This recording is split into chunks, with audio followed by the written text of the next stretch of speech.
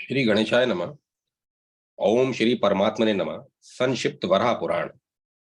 पद्मनाभ द्वादशी व्रत। दुर्वासा जी कहते हैं, मुने, पूर्व कथित द्वादशी व्रत की भांति अश्वनी मास के शुक्ल पक्ष में यह व्रत भी है। यह तिथि पद्मनाभ भगवान की अर्चना करने की विधि है। ओम पद्मनाभाय नमः, ओम पद्मयोने नमः, ओम सर्वदेवाय नमः, ओम पुष्कराक्षाय नमः, ओम अव्याय नमः, ओम प्रभावाय नमः। इन मंत्रों को पढ़कर क्रमशः भगवान पद्मनाभ के दोनों चरणों, कटी भाग, उदर, हृदय, हाथ एवं सिर की पूजा करनी चाहिए। फिर सुदर्शनाय नमः एवं कौमोदक्याय नमः आदि कहकर भगवान के आयुधों की पूजा करनी चाहिए। इसमें भी पूर्ववत सामने कलश रखना चाहिए। उस पर भगवान पद्मनाभ की स्वर्णमयी प्रतिमा स्थापित करें। चंदन पुष्प आदि से उसके अंगों की पूजा करनी चाहिए। रात बीत जाने पर प्रातः काल फिर वह प्रतिमा ब्राह्मण को दे दें। महामते, इस प्रकार व्रत करने से जो पुण्य प्राप्त होता है वह बताता हूं, सुनो। सतयुग की बात है। भद्राक्ष नाम से विख्यात एक शक्तिशाली राजा थे, जिनके नाम पर भद्राक्ष वर्ष प्रसिद्ध हुआ है। एक बार कभी अगस्त्य मुनि उनके घर आए और कहने लगे, राजन, मैं 7 रातों तक तुम्हारे घर पर निवास करना चाहता हूँ। राजा भद्राक्ष ने फिर सिर झुकाकर मुनि को प्रणाम किया और कहा, मुनिवर, आप अवश्य निवास करें। राजा भद्राक्ष की सुंदरी रानी का नाम कांतिमती था। उसका तेज ऐसा था मानो 12 सूर्य एक साथ प्रकाश फैला रहे हों। इसी प्रकार राजा की 500 सुंदरियां भी थी, जिनका व्रत संयमित था। सुंदर स्वभाव वाली वे सोतें दासी की भांति प्रतिदिन कार्य में संलग्न रहती थीं। कांतिमती को ही राजा की पटरानी होने का सौभाग्य प्राप्त था। एक बार उस रूप और तेज से संपन्न कल्याण कांतिमती पर अगस्त्य मुनि की दृष्टि पड़ी। साथ ही इस उसके भय से कार्य में तत्पर रहने वाली उन सुंदरी सोतों को भी उन्होंने देखा। राजा भद्राक्ष तो रानी कांतिमती के प्रसन्न मुख को प्रति क्षण देखता ही रहता था। ऐसी परम सुंदरी रानी को देखने के कुछ समय बाद अगस्त मुनि जी आनंद में विहल होकर बोले, राजन, आप धन्य हैं, धन्य हैं। इसी प्रकार दूसरे दिन रानी को देखकर अगस्त मुनि ने कहा, अरे, यह तो सारा विश्व वंचित रह गया।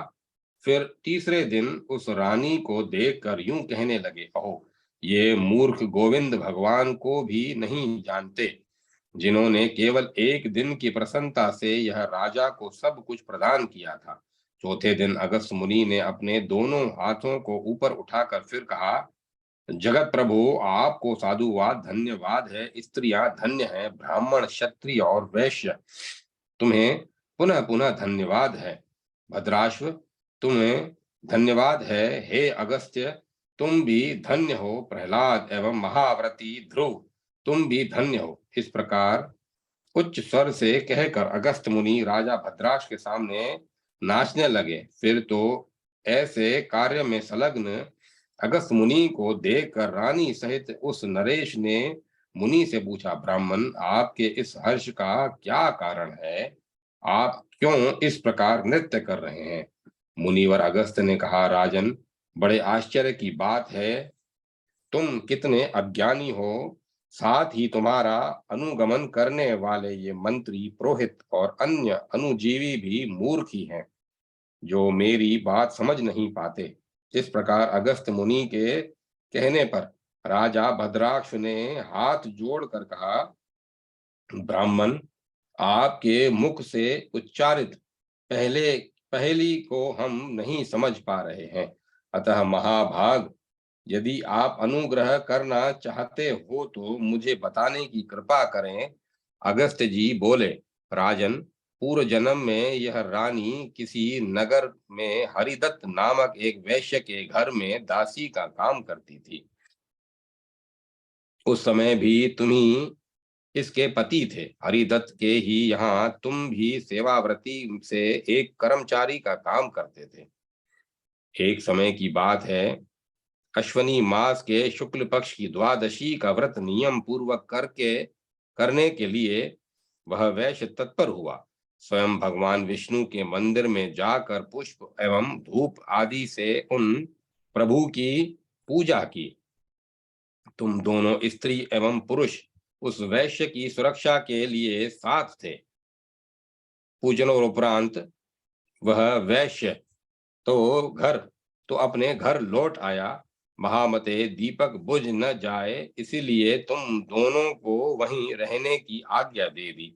उस वैश्य के चले जाने पर तुम लोग दीपों को भली भांति जलाकर वहीं बैठे रहे। राजन, तुम लोग पूरी एक रात जब तक सवेरा न हुआ तब तक वहां से नहीं हटे। कुछ दिनों के बाद आयु समाप्त हो जाने के कारण तुम दोनों स्त्री पुरुषों की मृत्यु हो गई। उस पुण्य के प्रभाव से राजा प्रियव्रत के घर तुम्हारा जन्म हुआ और तुम्हारी यह पत्नी, जो उस जन्म में वैश्य के यहाँ दासी का काम करती थी, अब रानी हुई है।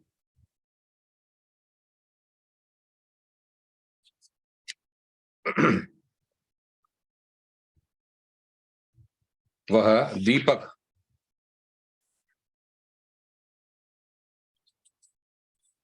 वह दीपक दूसरे का था। भगवान विष्णु के मंदिर में केवल उसे प्रज्वलित रखने का काम तुम्हारा था। यह उसी का ऐसा फल है। फिर जो अपने द्रव्य से श्री हरि के सामने दीपक दीपक प्रज्वलित करें, उसका जो पुण्य है उसकी संख्या तो की ही नहीं जा सकती। इसी में मैंने कहा, राजन, आप धन्य हैं, आप धन्य हैं। सतयुग में पूरे वर्ष तक, त्रेता युग में आधे वर्ष तक तथा द्वापर युग में 3 महीनों तक भक्ति पूर्वक श्री हरि की पूजा करने से विद्वान पुरुष जो फल प्राप्त करते हैं, कलयुग में उतना फल केवल नमो नारायणाय कहकर प्राप्त किया जा सकता है। इसमें कोई संशय नहीं है। इसीलिए मेरे मुख से निकल गया यह सारा जगत वंचित हो गया है। मैंने केवल भक्ति की बात कही है। भगवान विष्णु के सम्मुख दूसरे के जलाए दीपक को प्रज्वलित कर देने मात्र से ऐसा फल प्राप्त हुआ है। जब अब जो मैंने मूर्ख होने की बात कही है, उसका अभिप्राय इतना ही है कि भगवान के मंदिर में दीप दान करने के महत्व को ये लोग नहीं जानते। मैंने ब्राह्मणों और राजाओं को धन्यवाद इसीलिए दिया है कि जो अनेक प्रकार के यज्ञों द्वारा भक्ति के साथ उक्त विधि से श्री हरि की उपासना करते हैं, वे धन्यवाद के पात्र होते हैं। मुझे उन प्रभु के अतिरिक्त इस जगत में अन्य कुछ भी नहीं दिखता। अतः मैंने अपने को भी धन्य कहा है। इस स्त्री को तथा तुम्हें धन्य बताने का कारण यह है कि यह एक वैश्य के घर सेविका थी और तुम भी सेवा का ही कार्य करते थे। स्वामी के चले जाने पर तुम लोगों ने भगवान के मंदिर में दीपक को प्रज्वलित रखा।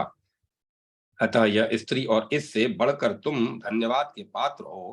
प्रहलाद के शरीर में आसुर भगवान भावना के बीज थे, फिर भी परम पुरुष परमात्मा को छोड़कर उनकी दृष्टि में अन्य कोई भी सत्ता न थी। अतः मैंने उन्हें धन्य कहा है। ध्रुव का जन्म राजा के घर में हुआ था। बचपन में ही वे वन में चले गए और वहां भगवान विष्णु की आराधना कर सर्वोत्कृष्ट सुंदर स्थान प्राप्त किया। महाराज, इसीलिए मैंने ध्रुव को भी धन्य साधु कहा है। अगस्त्य जी से राजा भद्राश्व ने संक्षेप रूप में से उपदेश देने की प्रार्थना की थी। अतः मुनि ने कहा, राजन, अब कार्तिक की पूर्णिमा का पर्व आ गया है। मैं पुष्कर क्षेत्र जा रहा हूँ, यूं कह कर वे चल पड़े। पुष्कर जाते समय ही वे राजा भद्राक्ष के महल पर रुके थे और उन मुनिवर ने राजा को वहीं वही द्वादशी व्रत करने का उपदेश दिया था। चलते समय मुनि राजा को पुत्र प्राप्ति का आशीर्वाद दे गए। राजा भद्राक्ष ने भी भगवान पद्मनाभ की द्वादशी का व्रत किया। फलतः वे पुत्र पौत्र और उत्तम से उत्तम भोगों से संपन्न होकर अंत में भगवान पद्मनाभ के धाम को प्राप्त हुए। अध्याय 49 समाप्त। धरणी व्रत। दुर्वासा जी कहते हैं, अगस्त्य जी पुष्कर तीर्थ में जाकर पुनः राजा भद्राक्ष के भवन पर ही वापस आ गए। मुनि को अपने यहाँ आए देखकर उन राजा के मन में महान हर्ष हुआ। उन धार्मिक नरेश ने उन्हें आसन पर बैठाया और पाद एवं अर्घ्य आदि से पूजा कर कहने लगे, भगवन, आपके आदेशानुसार अश्वनी मास की द्वादशी की व्रत विधि का मैंने अनुष्ठान किया। अब कार्तिक मास से यह व्रत करने से जो पुण्य होता है वह मुझे बताने की कृपा कीजिए। अगस्त्य जी बोले, राजन, कार्तिक मास की विधि पूर्वक द्वादशी व्रत के और फल की बात मैं तुमसे कहता हूँ, तुम उसे सावधान होकर सुनो। व्रती को मेरे द्वारा पहले बताए विधान के अनुसार संकल्प करके स्नान करना चाहिए। फिर भगवान नारायण की ओम सहस्त्र शिरसे नमः, ओम पुरुषाय नमः, ओम विश्वरूपिणे नमः, ओम ज्ञानस्त्राय नमः, ओम श्रीवत्साय नमः, ओम जगत ग्रस्तवष्णवे नमः, ओम दिव्य मूर्ते नमः, ओम सहस्त्रपादाय नमः। इन मंत्रों द्वारा क्रमशः सिर, भुजा, कंठ, अस्त्रों, हृदय देश, उदर, कटी भाग और चरण देश की पूजा करनी चाहिए। विद्वान पुरुष अनुलोम क्रम से भी पूजन करें। फिर ओम दामोदराय नमः कहकर सभी अंगों की एक साथ पूजा करनी चाहिए। इस प्रकार पूजा कर प्रतिमा के सामने 4 कलश रखकर उसमें रत्न डालकर उन्हें उजले चंदन से लेप कर पुष्पमाला से अलंकृत तथा श्वेत वस्त्र से आविष्टित कर और उन पर तिल पूर्ण तांबे का पात्र रखें। महाराज, फिर उसमें उनमें चारों समुद्र की कल्पना करें। फिर उनके मध्य भाग में भगवान श्री हरि की प्रतिमा स्थापित विधिवत पूजा करनी चाहिए। उस दिन रात में जागरण कर भगवान की मानसिक पूजा वैष्णव यज्ञ का अनुष्ठान करें। बहुत से योगी पुरुष 16 दल वाले चक्र में योगीश्वर प्रभु की अर्चना करते हैं। इस प्रकार पूजन का कार्य समाप्त हो जाने पर प्रातः 4 समुद्रों की भावना से कलशों को 4 ब्राह्मणों को दान कर दें। प्रतिमा 5वें वेदज्ञ ब्राह्मणों को देनी चाहिए। 2 अथवा 4 प्रतिमाएं भी देने की विधि है। यदि दान ग्रहण करने का ब्राह्मण पंचरात्र आगमन किसके आचरण पंच रात्र आगम के आचार्य हों तो सर्वोत्तम है। उन्हें देने पर 1000 व्रतों का फल प्राप्त होता है। जो इस व्रत के रहस्य को स्पष्ट बताने में कुशल है तथा मंत्रोच्चारण पूर्वक विधि संपन्न कराते हैं, ऐसे व्यक्ति को दान करने से वह करोड़ों गुना फल देता है। अपने गुरु के रहते दूसरे का आश्रय लेने वाले और उनकी पूजा करने वाले की दुर्गति होती है। उसके लिए उसके किए हुए किसी दान का कोई फल नहीं है। अतः प्रयत्न करें, सर्वप्रथम गुरु का सम्मान करना चाहिए, इसके बाद दूसरे को दे। गुरु पढ़ा लिखा हो अथवा कुछ भी न जानता हो, फिर भी उसे भगवान श्री हरि का स्वरूप जानना चाहिए। गुरु चाहे उत्तम मार्ग का अनुसरण करता है अथवा अधम मार्ग का, किंतु शिष्य के लिए एकमात्र वही गति है। जो व्यक्ति पहले गुरु का सम्मान कर फिर मूर्खता के कारण पीछे उसके प्रतिकूल व्यवहार करता है वह पतित होता है और करोड़ युगों तक उसे नरक की यातना भोगनी पड़ती है। इस प्रकार दान कर द्वादशी के दिन भगवान विष्णु की पुनः विधि पूर्वक पूजा करनी चाहिए। फिर ब्राह्मणों को भोजन कराने और उन्हें अपनी शक्ति के अनुसार दक्षिणा दें। इसका नाम धरणी व्रत है। पूर्व काल में दक्ष प्रजापति ने इस व्रत का आचरण किया था। फलस्वरूप वे प्रजापति के पद पर प्रतिष्ठित हुए और अंत में मुक्त होकर सनातन श्री हरि में लीन हो गए। है वंशीय है वंशीय है वंशी कृतवीर्य नामक नरेश ने भी यह व्रत किया था, जिसके प्रभाव से उसे कार्तवीर्य नामक पुत्र प्राप्त हुआ। अंत में वह भी सनातन श्री हरि के लोक में चला गया। शकुंतला ने भी इसी प्रकार यह व्रत किया था, जिससे वह चक्रवर्ती राजा भरत की माता बनी। यूं ही प्राचीन समय में अनेक चक्रवर्ती राजाओं ने उक्त विधि से यह व्रत किया है और उसके प्रताप से वे प्रमुख चक्रवर्ती हो गए। यह बात वेदों में बताई गई है। प्राचीन समय में पाताल में डूबकर कालक्षेप करती हुई पृथ्वी ने भी इस उत्तम व्रत को किया था। तभी से यह व्रत धरणी व्रत के नाम से प्रसिद्ध हुआ। पृथ्वी द्वारा यह व्रत संपन्न होते ही भगवान श्री हरि ने परम संतुष्ट होकर इसी उसी समय वाराह का रूप धारण किया है और इस प्रकार उसे ऊपर उठा लाए।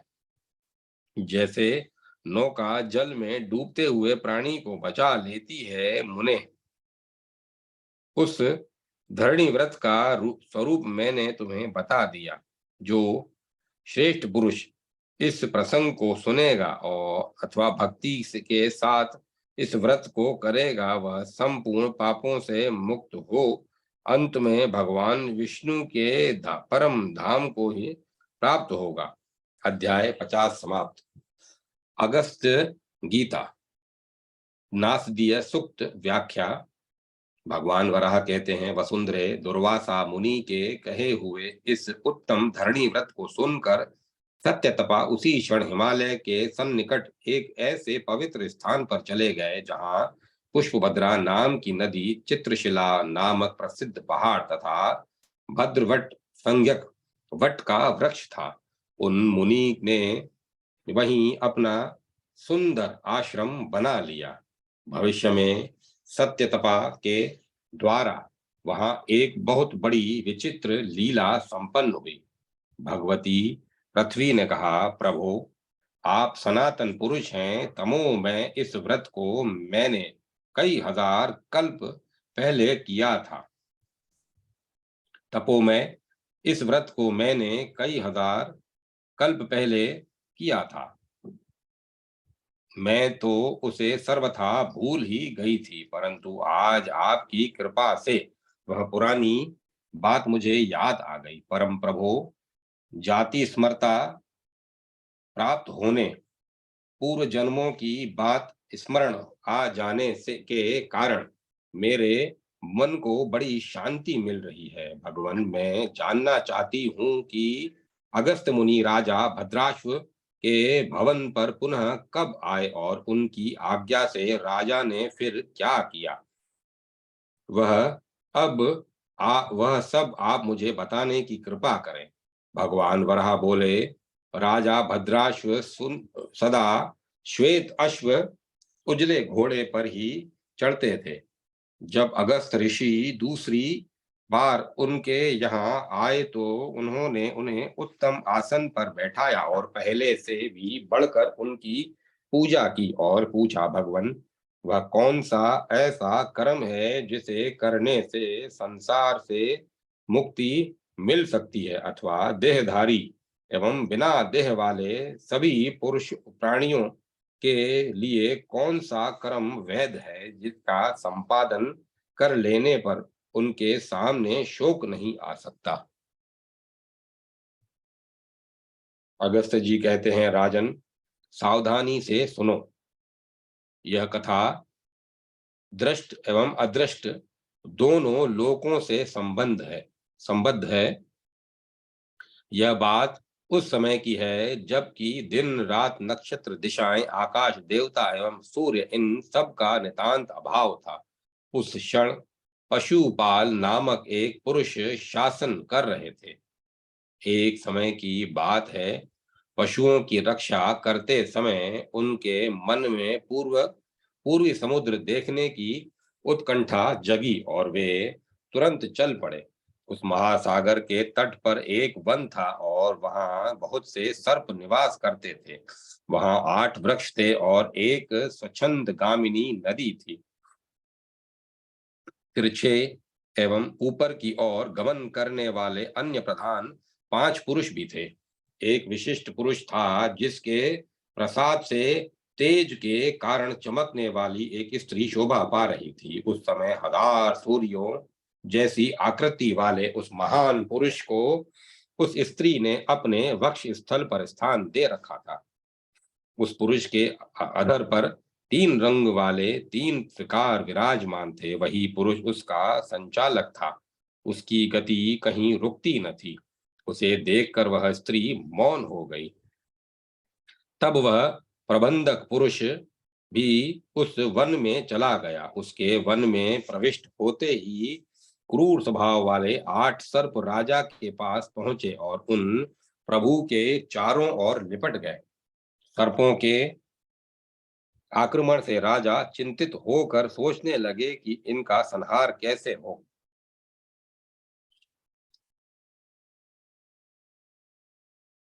इतने में उनके सामने 3 वर्ण वाला एक दूसरा पुरुष प्रकट हो गया। उसने श्वेत, रक्त एवं पित्त इन 3 रूपों को धारण कर रखा था। उसने अपना नाम जानना चाहा और कहा, मेरे लिए दूसरा स्थान चाहिए। तब प्रधान पुरुष ने कहा, कहाँ जाने का विचार करते हो? साथ ही उस पुरुष का नाम महत्व रख दिया। अब उस पुरुष ने उन जगन नियंता प्रभु के साथ रहने की स्वीकृति भी प्राप्त कर ली। तब राजा ने कहा, तुम्हें जगत की जानकारी रखना आवश्यक है। इस पर उस स्त्री ने कहा, इस जगत में तो मैं ओतप्रोत हूं।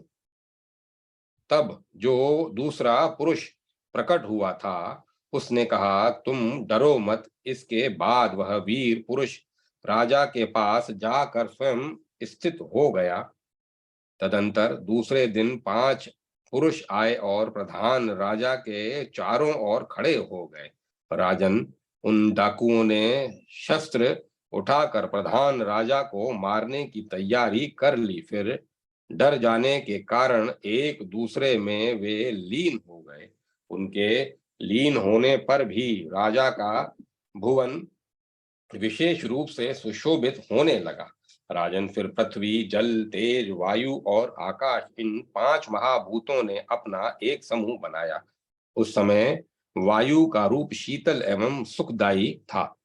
अन्य भी चारों उत्तम गुण एवं प्रकाश से संपन्न थे। ये भी राजभवन में आए। तब उन प्रधान पुरुष पशुपाल के सूक्ष्म रूप को देखकर 3 वर्ण वाले पुरुष ने उनसे कहा, महाराज, मेरे कोई पुत्र नहीं है। उस समय पशुपाल ने पूछा, बतलाइए, आपके लिए मैं क्या करूं? फिर 3 वर्ण वाले पुरुष ने उत्तर दिया, हम लोग आपको बंधन में डालना चाहते थे। यद्यपि हमने प्रयत्न भी किया किंतु असफल रहे। राजन, ऐसी स्थिति में अब हम आपके शरीर में आश्रय पाना चाहते हैं। मुझ पर आपकी पुत्र भावना होनी चाहिए। राजन, इस प्रकार 3 वर्ण वाले पुरुष के कहने पर पुत्र राजा पशुपाल ने उससे फिर कहा, मैं पुत्र ऐसा चाहता हूं जो दूसरों को का भी प्रबंधक हो। और उस दिन उस 3 वर्ण वाले पुरुष को अपना पुत्र मान लिया, पर उसमें उसकी आसक्ति न हुई। अध्याय 51 समाप्त।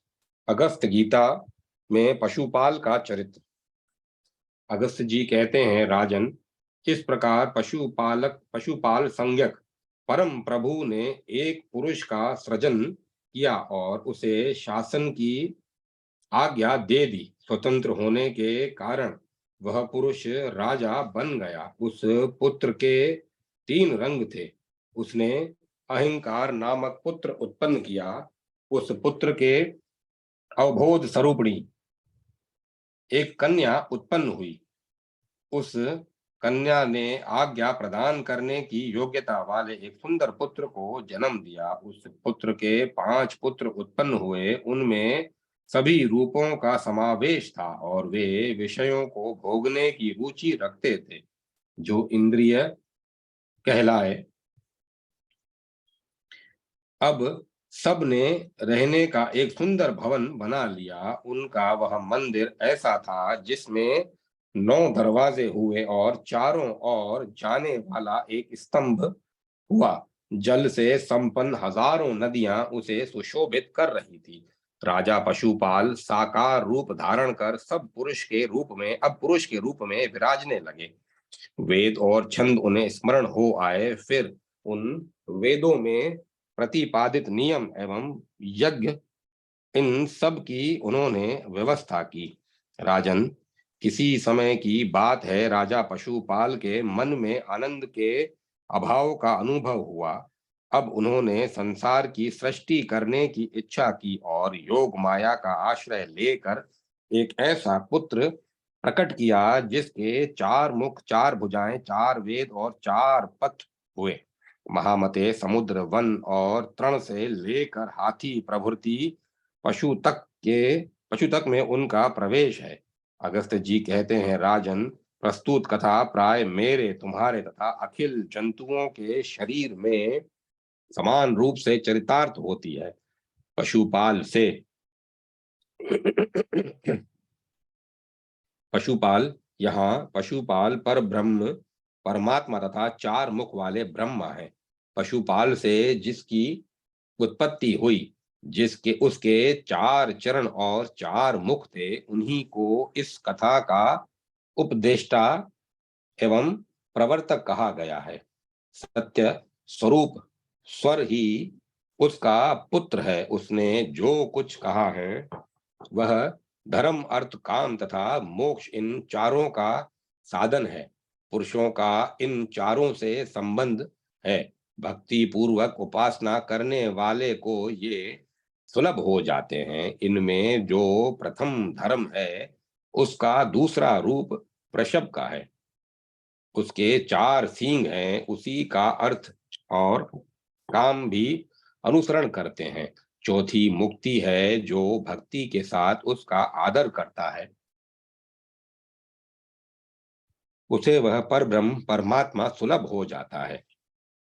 इस ब्रह्म का ही सनातन अंश मनुष्यों में व्यक्त रूप से विराजमान है। अतः मनुष्य प्रथम अवस्था में ब्रह्मचारी के रूप में रहे। दूसरी अवस्था में धर्म का आश्रय लेकर सेवक वर्ग का भरण पोषण करना चाहिए। तीसरी अवस्था वानप्रस्थ बताई गई है। इस अवस्था में भी उनका अंतःकरण धर्म युक्त होना आवश्यक है। इसके पश्चात उस पर ब्रह्म ने अहमस्मि, केवल मैं ही हूं, यूं कहकर फिर वह एक दूसरे ही 4, 1 एवं 2 प्रकार के रूप में विराजने लगा।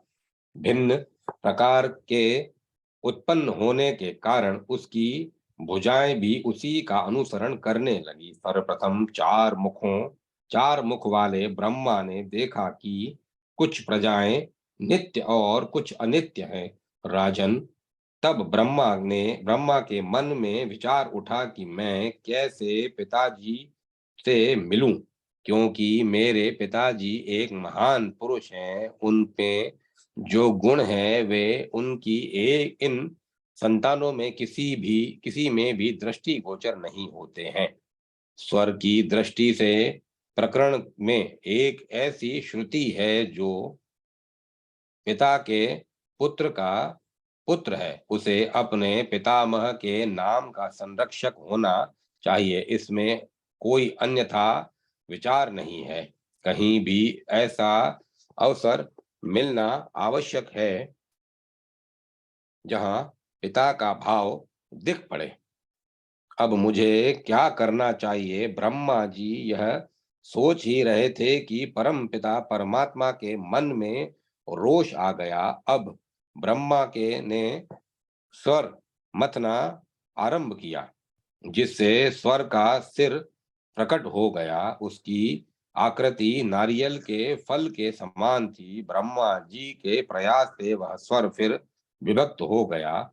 अब वे प्राण, अपान, उदान, समान एवं व्यान रूप से सामने आ गए। अब ब्रह्मा ने उन्हें ठहरने का स्थान बता दिया। इस प्रकार अथक परिश्रम करने के पश्चात समर्थ ब्रह्म तब समर्थ तब, जब समर्थ ब्रह्मा ने पुनः प्राणी शरीर पर दृष्टि डाली, तो उन्हें शरीर के भीतर अपने पिता पर ब्रह्म परमात्मा की झांकी दृष्टि गोचर हुई। संपूर्ण प्राणियों में तरस रेणु के समान सूक्ष्म रूप धारण कर वे सर्वत्र विराजमान थे। वे ही सर्वोपरि विराजमान एवं सर्वव्यापक हैं। संपूर्ण जगत की सृष्टि से संबंध रखने वाला यह इतिहास अपना प्रथम स्थान रखता है। जो इसे तत्व से जानता है, उसे उत्तम कर्म करने की योग्यता प्राप्त हो जाती है। अध्याय 52-53 समाप्त। उत्तम पति प्राप्त करने का साधन स्वरूप व्रत। राजा भद्रश्व ने पूछा, विप्रवर, विशुद्ध ज्ञान की प्राप्ति के लिए पुरुष को किस देवता की आराधना करनी चाहिए और उनके आराधना की कौन सी विधि है? मुझे यह बताने की कृपा कीजिए। अगस्त्य जी कहते हैं, राजन, भगवान विष्णु ही सदा सभी के द्वारा किमदिकम देवताओं द्वारा भी आराध्य है। अब इनके पूजन का प्रकार बताता हूं, जिससे वर प्राप्ति हो सकती है। देवताओं, मुनियों एवं मानवों प्राय सभी के लिए यह रहस्य की बात है। भगवान नारायण ही सर्वोपरि देवता है। उन्हें प्रणाम करने पर प्राणी कलेश नहीं पाता। राजन, सुना जाता है महात्मा नारद जी ने पूर्व काल में भगवान विष्णु के इस व्रत को अप्सराओं को बतलाया था। अप्सराओं ने पूछा, नारद जी, आप ब्रह्मा जी के पुत्र हैं, हमें उत्तम पति पाने की अभिलाषा है। भगवान नारायण हमारे प्राणपति हो सकें, इसके लिए आप हम लोगों को कोई व्रत बताने की कृपा करें। नारद जी ने कहा, प्राय सबके लिए कल्याणदायक नियम है कि प्रश्न करने के पहले विनय पूर्वक प्रणाम करें। पर तुम लोगों ने इस नियम का पालन नहीं किया, क्योंकि तुम्हें युवा अवस्था का गर्व है। फिर भी तुम लोग देवादिदेव भगवान विष्णु के नाम का कीर्तन करो, उनसे वर मांगो। प्रभु, आप हमारे स्वामी होने की कृपा करें, इससे तुम्हारा संपूर्ण मनोरथ सिद्ध होगा। इसमें कोई संशय नहीं करना चाहिए। एक व्रत भी बताता हूं, जिसे करने से भगवान श्री हरि स्वयं वर देने के लिए उदत हो जाते हैं। चैत्र और वैशाख मास में शुक्ल पक्ष में जो द्वादशी तिथि है, उस उस दिन यह व्रत करना चाहिए। रात में विधिवत भगवान श्री हरि की पूजा करें। बुद्धिमान व्यक्ति को चाहिए कि भगवान की प्रतिमा के ऊपर लाल फूलों से एक मंडल बनावे। नृत्य, गीत एवं वाद के साथ रात में जागरण करें। ओम भवाय नमः, ओम अनंगाय नमः, ओम कामाय नमः, ओम सुशास्त्राय नमः, ओम ममन ओम मनमंथाय नमः तथा ओम हरे नमः। कहकर क्रमशः भगवान के सिर, कटी, भुजा, उदर एवं चरण आदि की पूजा करे। फिर भगवान को प्रणाम कर रात्रि जागरण की विधि संपन्न करके प्रातः काल भगवान की यह प्रतिमा वेद वेदांग के जानकार ब्राह्मण को दान कर दे। अप्सराओं, इस प्रकार व्रत करने पर इच्छा अनुकूल भगवान विष्णु अवश्य पति रूप में तुम्हें प्राप्त होंगे। इसके पश्चात ईख के पवित्र रस तथा मल्लिका आदि के फूलों से उन देवेश्वर की पूजा करना। सुंदरियों, तुमने मुझे प्रणाम किए बिना जो प्रश्न किया था, उसे अष्टावक्र द्वारा तुम्हारा उपहास पर शाप भी मिलेगा। फलस्वरूप गोप लोग तुम्हें हर लेंगे। अगस्त्य जी कहते हैं, राजन, इस प्रकार कहकर देवऋषि नारद जी उसी क्षण वहां से चले गए। उन अप्सराओं ने व्रत की विधि संपन्न की। फलस्वरूप स्वयं भगवान श्री हरि उन पर संतुष्ट होकर उनके पति हुए। अध्याय 54 समाप्त। शुभ व्रत। कुब्जाश्मेश्वर ऋषिकेश महात्म्य।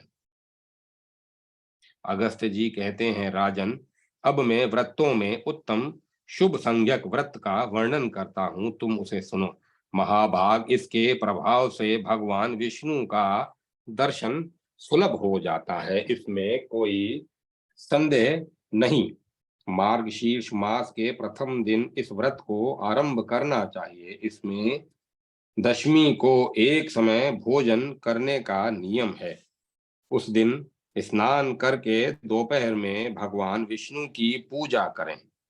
एकादशी के दिन उपवास कर ब्राह्मणों को विधि के साथ यव देना चाहिए। उस समय दान, होम एवं अर्चन, इन सभी क्रियाओं में सदा भगवान श्री हरि के नामों का कीर्तन करना चाहिए। राजेंद्र, अगहन, पूस माघ एवं फाल्गुन, इन 4 महीनों में ऐसे ही नियमों का पालन करना समुचित है।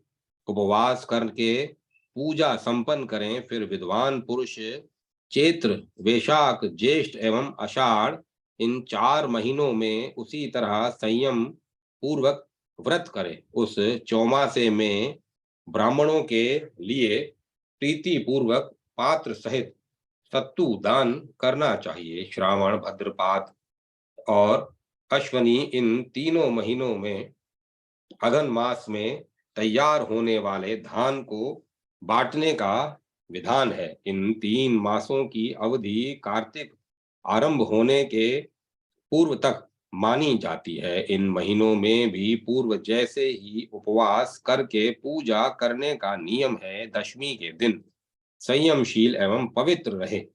एकादशी के दिन बुद्धिमान व्यक्ति मास के नाम का उच्चारण करके भक्ति के साथ भगवान श्री हरि की पूजा करें। द्वादशी के दिन व्रत को समाप्त करें। राजन, एकादशी के दिन पर्वत एवं पाताल के रूप से अंकित पृथ्वी की सर्व स्वर्णमयी प्रतिमा के पूजन एवं दान का विशेष महत्व है। भगवान श्री हरि के सामने इस प्रतिमा को स्थापित कर उसे 2 सफेद वस्त्रों से ढक दें। पास में बीज बिखेर दें और रात में जागरण करें। फिर प्रातःकाल 24 ब्राह्मणों को आमंत्रित कर प्रत्येक ब्राह्मण को गाय, 2 वस्त्र, स्वर्णमयी अंगूठी तथा कुंडल आदि आभूषण दें।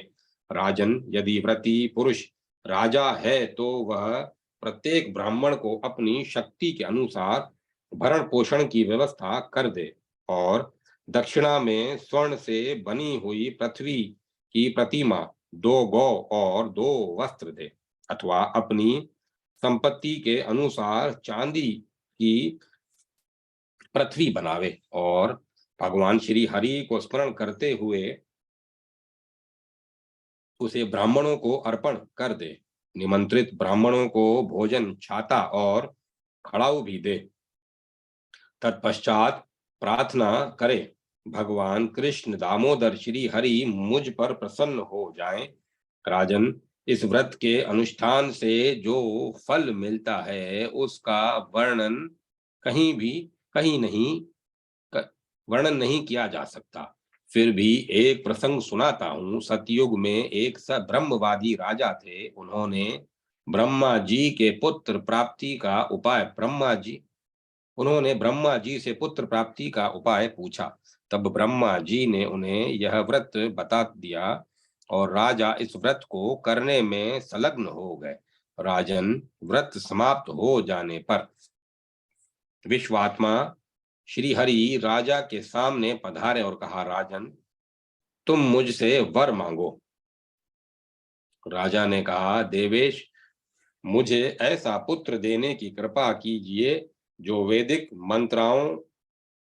जो वैदिक मंत्रों का पूर्ण जानकार, दूसरों का यज्ञ कराने वाला, स्वयं यज्ञ करने में तत्पर, कीर्ति संपन्न, दीर्घायु, असंख्य सद्गुणों से युक्त, ब्राह्मणों में निष्ठा रखने वाला तथा शुद्ध अंतःकरण संपन्न हो, तथा जहां पहुंच जाने पर फिर सोच करने का प्रयास सोच करने का अवसर सामने नहीं आता, वह मोक्ष प्रदान कर दें।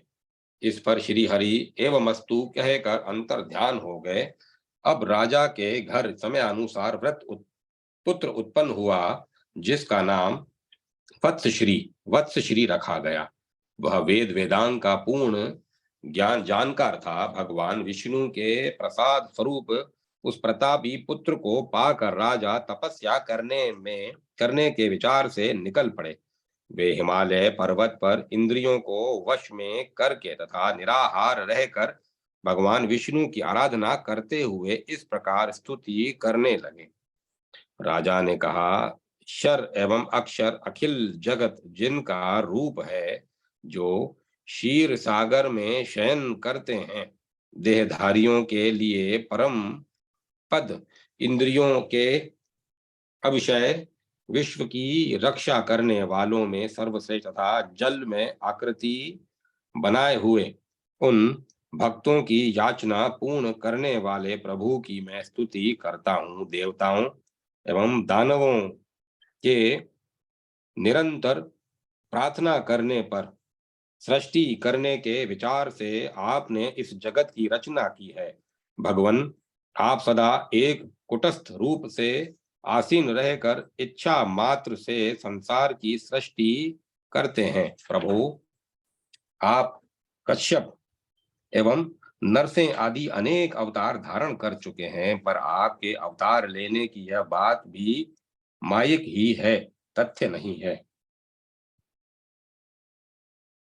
नरसिंह, वामन, परशुराम, रामकृष्ण, बुद्ध, कल्कि, वरेश, शंभु एवं विबुधारी नाशन आदि नामों से संबोधित होने वाले भगवन, आपको मेरा निरंतर प्रणाम है। विष्णु, आप स्वयं आदि यज्ञ पुरुष हैं। यज्ञ की सामग्री हवि आदि आपका ही रूप है। पुत्र, ऋत्विक और घृत ये सब आप ही हैं। कमल नेत्र, मैं आपकी शरण में आया हूँ। इस संसार सागर से मेरा उद्धार कीजिए। स्तुति के अंत में परम प्रभु प्रसन्न हुए। वे एक कुबड़े ब्राह्मण का वेश धारण कर वहां आए। उनके वहां पधारते ही आम का वृक्ष भी वैसा ही कुबड़ा बन गया। उन राजा को बड़ा आश्चर्य हुआ कि ऐसे विशाल वृक्ष का एक छोटा रूप कैसे हो गया। यह छोटा रूप कैसे हो गया। फिर सोचा कि परम प्रभु की सन्निधि का यह परिणाम है। फिर उन्होंने ब्राह्मण वेशधारी प्रभु को प्रणाम किया, साथ ही कहा, प्रभु, भगवन, आप परम पुरुष परमात्मा हैं। अवश्य ही मुझ पर कृपा करने के लिए आपका यहाँ पधारना हुआ है। हरे, अब आप अपने वास्तविक स्वरूप का दर्शन कराने की कृपा कीजिए। जब राजा ने इस प्रकार भगवान श्री हरि से प्रार्थना की तो वे शंख चक्र एवं गदा हाथ में लिए हुए सौम्य रूप धारण कर उनके सामने विराजमान हो गए और यह वचन कहा, राजेंद्र, तुम्हारे मन में जो भी इच्छा हो वह मुझसे मांग लो। भगवान श्री हरि के यूं कहने पर राजा की आंखें प्रसन्नता से खिल उठी। साथ ही कहा, देवेश, आप मुझे मोक्ष देने की कृपा करें। राजा की ऐसी बात सुनकर पुनः श्री भगवान बोले, राजन, मेरे यहाँ आने पर इस विशाल आम्र के वृक्ष में जो कुबचित्व आ गया है, इसके परिणाम स्वरूप यह स्थान कुबजरामक ऋषिकेश का नामांतरण तीर्थ के नाम से प्रसिद्ध होगा। कुबजाम्रक तीर्थ के नाम से प्रसिद्ध होगा। इस उत्तम तीर्थ में ब्राह्मण अथवा पशु पक्षी आदि योनि वाले भी यदि अपने शरीर का त्याग करेंगे तो उनको ले जाने के लिए 500 दिव्य विमान उपस्थित होंगे और वहां के उन योगियों की मुक्ति हो जाएगी। महाराज, इस प्रकार कहकर भगवान जनार्दन ने शंख के अग्रभाग से राजा का स्पर्श किया। केवल स्पर्श होते ही उन नरेश को परम निर्वाण पद प्राप्त हो गया। अतएव तुम भी उन परम प्रभु की शरण ग्रहण करो, जिससे शोक करने के योग्य पद तुम्हें प्राप्त न हो सके।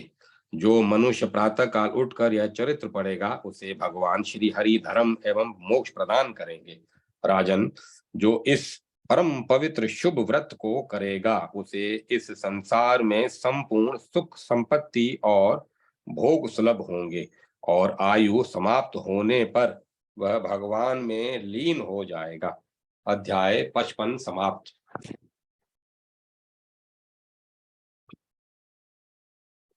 धन्य व्रत। अगस्त्य जी कहते हैं, राजन, इसके बाद अब उत्तम धन्य व्रत बताता हूं, जिसके प्रभाव से निर्धन व्यक्ति भी यथाशीघ्र धन्यवाद का पात्र हो सकता है। यह नत व्रत है। अघन मास के शुक्ल पक्ष की प्रतिपदा तिथि को यह व्रत करना चाहिए। इस व्रत में अग्नि स्वरूप भगवान विष्णु की पूजा का विधान है। ओम ओम वैश्वानराय नमः। ओम अग्नये नमः। ओम हविर्भजाय हविर्भुजाय नमः। ओम द्रविणोदाय नमः। ओम संवर्ताय नमः। ओम ज्वलनाय नमः। इन मंत्र वाक्यों का उच्चारण करके अग्नि में भगवान श्री हरि के चरण, उदर, वक्ष स्थल, भुजाएं, सिर तथा सर्वांग की क्रमशः पूजा करनी चाहिए। इस विधान से देवादिदेव भगवान जनार्दन की अर्चना करने के पश्चात उनके सामने एक हवन कुंड बनवाने की विधि है। विद्वान पुरुष इन्हीं उक्त मंत्रों द्वारा उस कुंड में हवन करे। इस व्रत में यवान और घृत से युक्त भोजन करने की बात कही गई है। यह व्रत ऐसा ही कृष्ण पक्ष में भी होता है। 4 महीने तक इसे करना चाहिए। चैत्र से आषाढ़ तक 4 महीनों में घृत युक्त खीर तथा श्रावण से कार्तिक तक सत्तू का भोजन करने का नियम है। इस प्रकार 1 वर्ष में यह व्रत समाप्त होता है। व्रत पूरा हो जाने पर विद्वान पुरुष अग्निदेव की स्वर्णमयी प्रतिमा बनावे और 2 लाल वस्त्रों से उसे आच्छादित कर लाल फूल से पूजा करे और लाल चंदन एवं कुमकुम का अनुलेपन करे। फिर ब्राह्मण की पूजा करे, उसे 2 वस्त्र अर्पण करे और वह प्रतिमा उस ब्राह्मण को दे दे। तदंतर यह मंत्र पढ़कर प्रार्थना करे, भगवन, इस धन्य नामक व्रत को संपन्न करने से मैं धन्य हो गया। मेरा मेरा कर्म धन्य हो गया तथा मेरी चेष्टा धन्य हो गई। अब मुझे सदा सुख शांति सुलभ हो जाए। इस प्रकार कहकर वह श्रेष्ठ प्रतिमा एवं शक्ति के अनुसार धन राशि देने का विधान है। जिसके पास भोग्य वस्तु का अत्यंत अभाव है, वह पुरुष भी यदि उस धन्य व्रत को करता है तो वह तुरंत धन्य होने का अधिकारी हो जाता है। केवल इस व्रत के करने से ही व्यक्ति इस जन्म में सौभाग्य एवं प्रचुर धन धान्य से संपन्न हो जीवन मुक्त हो जाता है। जो भी व्यक्ति इस जो भी व्यक्ति इस प्रसंग को सुनेगा अथवा भक्ति के साथ पढ़ेगा, वे दोनों इस लोक में उसी क्षण धन्य हो जाएंगे। ऐसा सुना जाता है कि पूर्व कल्प में महात्मा कुबेर का जन्म शूद्र योनि में हुआ था। उस समय उन्होंने इस व्रत को किया था और इसी के फलस्वरूप वे धन के स्वामी बने। अध्याय 56 समाप्त। अब मैं कथा को विराम देता हूँ।